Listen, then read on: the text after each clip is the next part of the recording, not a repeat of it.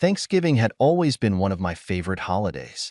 It wasn't just about the food, although that was a big part of it, but it was about the tradition. Every year, my mom would host the family dinner, and despite the chaos that sometimes came with hosting, there was always this warm feeling that filled the house. The smells, the laughter, and the clinking of silverware. It was something that made me feel safe, loved, and connected. But this year, everything felt different. I didn't even realize how much I was looking forward to this Thanksgiving until the morning of. I had been busy with work for the past few weeks, and the idea of finally being with family seemed like the perfect escape from the stress. The thought of sitting around the table, joking with my siblings, and indulging in too much food was enough to lift my spirits. As I got ready that morning, I texted my mom, asking what time I should come by. I figured I'd arrive around 4 p.m., giving me some time to get a few things done before heading over. I didn't want to be too early, but I didn't want to miss anything either. Her reply came shortly after, "4 is great. See you then." I thought nothing of it. I was excited, maybe a bit too excited. I rushed through my errands, and by the time I was finished, I checked the clock. 3:45 p.m. Perfect timing. I made my way to my parents' house, replaying the previous year's holidays in my head. The memories were comforting, and I couldn't help but smile as I drove. I couldn't shake off this small, nagging feeling. Something was off, but I couldn't quite put my finger on it. Maybe I was just overthinking things, or maybe it was the stress from work still hanging over me. Regardless, I tried to push it aside. This was supposed to be a fun day. When I pulled up to the house, the familiar scent of turkey and mashed potatoes wafted through the air. It was almost like a greeting, welcoming me back home. But then, as I stepped out of the car, something felt strange. There were no cars parked in front of the house. That was odd. My family always arrived early to get the food ready, and there was always a bustle of activity in the driveway. I stood there for a second, confused, and then walked toward the front door, thinking maybe I was just the first one to arrive. I rang the doorbell. No answered. I knocked a few times, a little louder this time. Still, no answered at this point. My heart was starting to race. My stomach twisted in a knot. Where was everyone? I pulled out my phone to send a quick text, but before I could type anything, it buzzed. It was a message from my mom. "We thought you'd be late." My mind went blank for a moment. I reread the message twice, trying to make sense of it. What did she mean by that? Before I could figure it out, another message came through, this time from my sister. "We couldn't keep waiting." My stomach dropped. It didn't make sense. They wouldn't just start without me, would they? Thanksgiving wasn't just about the meal. It was about the family being together. We always waited for everyone to arrive, no matter what. Feeling confused, I opened the door. It creaked slightly, as if it had been opened already. I stepped inside, expecting to hear the chatter of my family, but the house was eerily silent. There, on the table, was a half-empty turkey, half the side dishes, and a few scattered plates. It was clear they had already eaten. I stood frozen in the doorway, staring at the remnants of what should have been our meal. The thought that I had been left out, that my family had moved on without me, hit me like a ton of bricks. Why didn't they wait for me? Why didn't they even call to see if I was running late or if I was okay? I felt a deep, bitter sting, but I refused to let it show. My heart pounded in my chest as I turned on my heel and left the house without saying a word. I walked back to my car. The weight of it all began to settle in. I didn't know what was worse, the fact that they didn't wait for me, or the fact that I had to find out through a text. I got into my car, started the engine, and for a few moments, I just sat there in silence. My hands gripped the steering wheel tightly. I wanted to cry, but the anger wouldn't let me. I sent one last message to my mom. "I guess I'll just find something else to do." I drove away, not knowing where I was going, just needing to get away from the house, from them, from everything. But as I left, I couldn't shake the question that lingered in my mind. Why didn't they wait? I didn't know what to do with myself after that. I just kept driving. There were plenty of places I could have gone, but I didn't feel like being around people. I didn't want to explain what had just happened, and I ended up at a park, parking near a quiet bench. It was chilly outside, but I needed the space to think, to breathe. Thanksgiving was supposed to be a time of togetherness, of warmth and family. But what had just happened felt like a slap in the face. I couldn't shake the feeling of being completely disregarded. It wasn't just the food I'd missed. It was the thought that my family had no issue going on without me. I sat there for a while, staring blankly ahead. A couple of people walked by, but I couldn't focus on anything else. My phone buzzed again. This time, it was a call from my mom. I didn't pick up. Part of me wanted to hear her explanation. I wanted to know why they'd started without me, why they hadn't at least waited to check if I was on my way. But another part of me was too angry to listen. My thoughts were too jumbled. I didn't trust myself to talk about it without breaking down or saying something I'd regret. The phone buzzed again. A message from my sister this time. "Mom's really upset. Please come back." I stared at the message for a moment. Upset? After what happened? She was upset. My hands gripped the phone so tightly I thought it might crack. I couldn't help but feel an overwhelming wave of frustration. I had every right to be upset. It felt like my entire family had just moved on without me. Just like that. I thought about how many times we had sat together around that table, laughing and telling stories, making memories. And now, all of that felt emptied. I quickly typed out a reply, but before I hit send, I stopped. I didn't know if I was ready to talk to them, if I even wanted to. Instead, I just hit block on both their numbers. I didn't want to hear anything from them, not yet. It felt like the only way I could take back some control. I sat in that park for a while longer, watching as the sun dipped behind the horizon, the sky turning into hues of orange and purple. It was hard to shake the thoughts in my head. I kept replaying the scene in my mind, the empty table, the half-eaten food, the texts, and the unanswered door. Eventually, the cold started to seep in, and I decided it was time to head home. But as I started driving, I couldn't help but wonder, what happens now? Would they try to contact me again? Would they even care? Or had I just become an afterthought to them?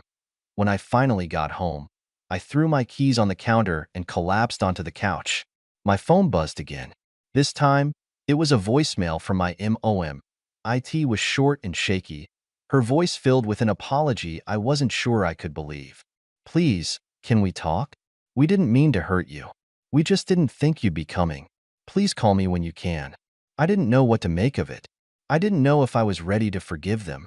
But there was a part of me that wanted to hear them out. A part of me that couldn't completely walk away. I stared at the message for what felt like hours, but I didn't reply. Instead, I lay down, the coldness from earlier wrapping around me like a blanket. I couldn't help but wonder if things would ever be the same again. The next few days were strange. The holiday passed without any more attempts from my family to reach out, at least not in a way that felt genuine. The messages had stopped coming, and the silence between us grew louder with each passing hour. I'd find myself staring at my phone, waiting for a call, but nothing came, and I began to wonder if they were just waiting for me to make the next move, to reach out first. But honestly, I wasn't sure if I could. The whole situation had shaken me more than I cared to admit, and a part of me wasn't ready to face them, let alone let them back into my life like nothing had happened. But then, exactly 3 days after Thanksgiving, I received a message from my mom. "Can we meet? I need to talk to you." There was no apology, no acknowledgement of the hurt, just a cold, brief request to meet. I stared at the message for what felt like forever. 1,000 thoughts rushed through my mind. Was she finally going to explain herself? Was this just some form of damage control? I had no idea, but I knew one thing. I wasn't sure if I was ready to face them yet. I couldn't help but think about all the years I'd put into the family dynamic.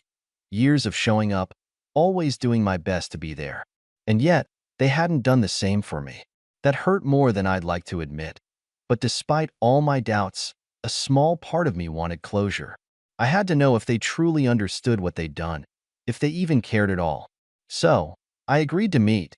We set up a time to meet at a small cafe in town. I wasn't sure what to expect, but my heart was already racing as I drove there. The thought of sitting face to face with them again was nerve-wracking, and yet, I couldn't help but feel a sliver of hope. Maybe things could go back to normal. Maybe this would be the moment we could fix everything. When I arrived, I saw my mom sitting by the window, her hands folded in front of her on the table. Her expression was hard to read. Nervous, maybe? I couldn't tell. She hadn't looked this vulnerable in years. I walked over and sat down across from her. We both stared at each other in silence for a long moment. I didn't know what to say. The tension in the air was thick, and I found myself gripping the edges of my seat. Finally, she broke the silence. "I know you're upset," she said quietly, her voice shaky. "I'm sorry. I should have waited for you. But it wasn't what you think. We were worried you wouldn't come, and the food was getting cold." I didn't say anything. I wasn't sure if I even wanted to hear her reasoning. It felt like an excuse, a way to deflect from the fact that they had made the decision to go ahead without me. I couldn't shake the thought that if they really cared, they would have waited. If they really cared, they would have at least tried to call. "I didn't want to hurt you," she continued, her voice now a little more pleading. "We just assumed you'd be too busy, or that something had come up. But I never meant for it to go like this." I looked at her, trying to read her face. But instead of feeling relief, I felt a growing sense of frustration. It didn't feel like an apology. It felt more like an explanation wrapped in guilt. I didn't want her pity. I wanted to know why she hadn't thought to check on me or make sure I was coming. It wasn't just the meal that hurt. It was the fact that I had been so easily disregarded. The silence stretched on again, and just as I was about to speak, my phone buzzed. It was a text from my sister. I opened it, expecting another apology or some kind of emotional message, but instead, I read, "Mom says you're here. Please don't make this harder than it has to be. We just want to move on." My stomach churned. Move on? Move on from what? Was this all just something that needed to be brushed aside, forgotten? Could they really think that I could just let it go, as if nothing had happened? I stared at the screen, my thumb hovering over the keyboard, unsure of what to say. And then I looked up at my mom, who was still waiting for me to say something, anything. She looked like she was holding her breath. "I don't know what to say," I finally whispered. "I thought we meant more to each other than this." Her face fell, and she reached across the table to touch my hand. "We do. I swear we do." But we didn't know what to do. But I wasn't sure I believed her. I wasn't sure if I could trust anything she said anymore. The feeling of abandonment, of being so easily forgotten, hung between us like an invisible barrier. As my mom's hand rested on mine, I could feel the tension in her touch. It was as if she was pleading for me to understand, to forgive her, but I couldn't bring myself to do it. Not yet. There were so many things unsaid, so many emotions that had been buried beneath the surface for so long. And now, they were all coming to light, flooding me like a tidal wave I couldn't control. Just as I was about to speak, to finally tell her how hurt I was, the door to the cafe opened, and in walked my sister. She looked around, saw me sitting at the table with our mom, and made a beeline for us, her face hard and unreadable. She sat down without saying a word, and for a moment, the three of us just stared at each other in silence. It wasn't the reunion I'd imagined. It wasn't warm or heartfelt. It was cold, and I couldn't help but feel like a stranger in my own family. Finally, my sister broke the silence. "I don't know why this is such a big deal," she said, her voice flat. "We all know you'd be late. It wasn't anything personal." I blinked, taken aback. Was she really trying to downplay everything? Did she think I could just brush it off like she had? I felt a fire ignite in me, the anger I had been holding in for days finally surfacing. "It wasn't about being late," I said, my voice shaking. "It's about how you all just went ahead without me. You didn't even think to wait, to check if I was on my way. You just moved on. I was ignored, and that's what hurt the most." My sister's expression faltered, just for a second, before she crossed her arms and looked away. "We didn't think it was that serious. It's just dinner, after all." Just dinner?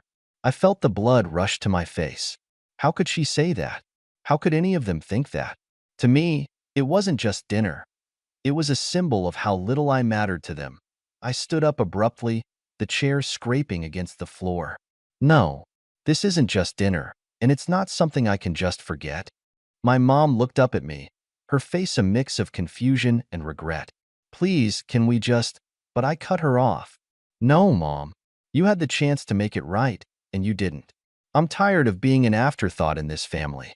You all think that because I'm the one who's always late or the one who's busy that I don't deserve to be treated like a priority, like I matter. But that's not true. I could feel the heat in my chest as the words tumbled out. I had never been this open, this raw, with them before. And honestly, it felt good to finally let it all out, to speak my truth, even if it wasn't easy. For a moment, everything was silent. My sister avoided eye contact, and my mom sat frozen, her face pale. I didn't know what I was expecting. An apology, maybe? But nothing came. I could feel my chest tightening. The words I had spoken hung in the air like an accusation, and yet, they just sat there, unable to meet my gaze. It was as if they couldn't even comprehend the weight of what had just happened. Then, without warning, my sister's voice sliced through the tension. "You're really making this about yourself, aren't you?" I stared at her in disbelief. Was she really going to say that?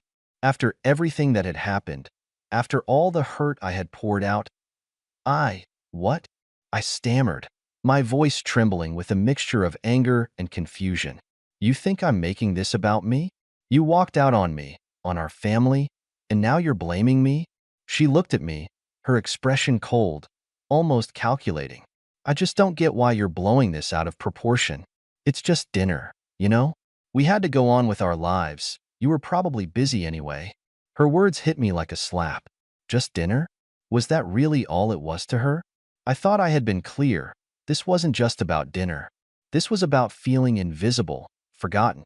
It was about years of being treated as an afterthought and always being expected to be the one who compromised. I could feel the blood rushing to my head. My fists clenched under the table. "Are you seriously saying that to me right now?" I hissed. "That I should just get over it because you couldn't be bothered to wait for your own family?" My mom shifted in her seat, looking like she was about to speak. But the words didn't come.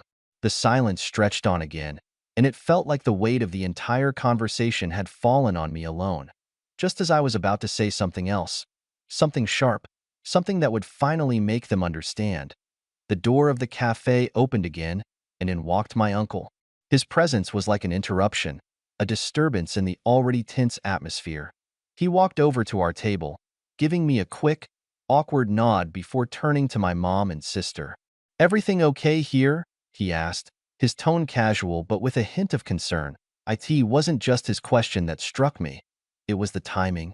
How many times had my family relied on others to step in when things got uncomfortable, when the truth was hard to face? How many times had they avoided dealing with the real issues? "I'm fine," I said, my voice a little more bitter than I intended. "Everything's just perfect." I could see my mom's face falter at my words. She opened her mouth as if to say something, but then shut it again, seemingly unsure of how to respond. Instead of waiting for my family to fix this, I stood up, pushing my chair back with a sharp scrape. "I've had enough," I said. "I've been trying to make this work for years, and you keep brushing me aside like it's nothing. But I'm done." For a moment, it seemed like no one knew how to react. My uncle looked from me to my mom, clearly unsure what was going on, and my sister's eyes narrowed. She was about to say something, but I didn't give her the chance. "You don't get to decide what's important to me anymore," I continued, my voice steady but filled with emotion. "I'm not going to be the one who keeps trying when you all clearly don't care enough to meet me halfway. So I'm done. I'll let you figure this out without me." And with that, I turned and walked out. The cool air hit me as I stepped outside, but it was nothing compared to the chill that had settled deep inside me. I couldn't bring myself to look back. Part of me felt relieved, like I had finally freed myself from the emotional weight I'd been carrying for years. But another part of me felt empty, hollow. Was this really the end? Would my family just continue like nothing had happened? Or would they finally come to realize how much they had hurt me? The days that followed were excruciating. Every time I checked my phone, I hoped for something, a message, a call, anything. But nothing came. They had already moved on, just like they always did. I was the one left in the dust, wondering if this time, it would finally be different. And then, after a week of nothing, I received a message from my sister. It was simple, short. "I don't think you understand what you've done." The words stung, but I didn't respond. I just stared at my phone, the anger bubbling up once again. How could she think I didn't understand? She was the one who didn't get it. She was the one who had chosen her convenience over family. But something inside me knew. The next message, The next conversation would be the breaking point. I stared at the screen, my finger hovering over the keyboard, debating whether or not I should reply. What was the point? What could I say that would make her understand? The more I thought about it, the more I realized something. I didn't owe them any more explanations. The silence between us had become unbearable, but I knew deep down that it wasn't just my family ignoring me. It was me ignoring the fact that I had been trying so hard to fit into a picture that was never meant for me. They had their own lives, their own way of doing things, and somewhere along the way, I had stopped being a part of it. I tossed my phone on the couch and paced around my apartment, trying to shake the feeling that had been haunting me since that Thanksgiving. But no matter how much I tried to move on, the emotional scars from that day wouldn't fade. I couldn't forget how my family had acted like I didn't matter, how they had so easily dismissed me and expected me to just accept it. The days stretched on in a painful silence. I kept my distance, focusing on my work, keeping to myself. I went to a few friends' gatherings, laughed, tried to enjoy myself, but nothing filled the emptiness. Every time I thought about my family, my heart ached in a way I didn't know how to describe. Then, one day, out of nowhere, I received a phone call from my mom I almost didn't pick up, still holding on to the bitterness that had been festering. But I couldn't ignore the nagging feeling that maybe, just maybe, this time it would be different. "Hello?" I said, my voice cautious. "Hey." My mom's voice was soft, almost fragile. "Can we talk?" I didn't know what to expect. Part of me wanted to say no, to hang up and protect myself from more pain. But another part of me, the part that missed them, the part that still cared, wanted to hear her out. "Yeah, we can talk," I said, sitting down on the couch. My hands were trembling slightly, and I could hear her taking a deep breath on the other end. I, I don't know how to start," she said quietly, "but I've been thinking a lot about everything, about what happened on Thanksgiving. And I know I messed up. I know we messed up. We've been wrong about so many things. We pushed you away, and I'm so sorry." Her words hit me harder than I expected. I wasn't sure how to respond. After so much time, after everything I had gone through, I didn't know if I could just forgive her like that. "Mom," I struggled to find the words, but she cut me off, her voice full of emotion. "I'm not asking you to forgive us right now," she said.